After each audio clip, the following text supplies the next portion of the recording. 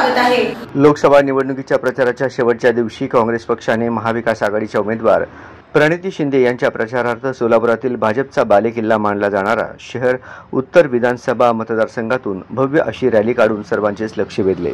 कन्नाड चौक येथून वाजत गाजत पदयात्रेला सुरुवात झाली। काँग्रेस, शिवसेना, राष्ट्रवादी काँग्रेस, मार्क्सवादी कम्युनिस्ट पक्षाचे कार्यकर्ते हातात झेंडे घेऊन सहभागी झाले होते। उमेदवार प्रणिती शिंदे यांचे ठिकठिकाणी महिलांनी औक्षण करून स्वागत केले।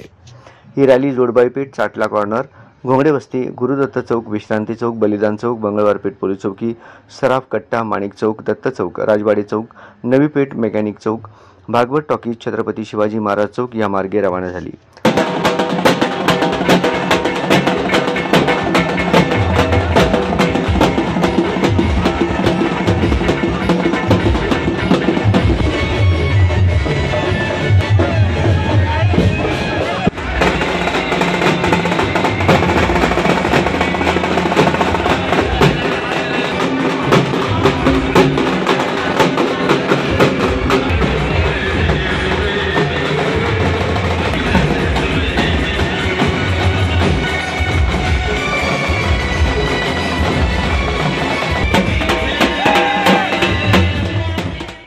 सुशीलकुमार शिंदे हे सुरुवातीला सहभागी होऊन नंतर ते सिद्धेश्वर कारखान्याकडे सुरेश हासापुरे यांच्यासोबत काडादी यांच्या मेळाव्याकडे रवाना झाले।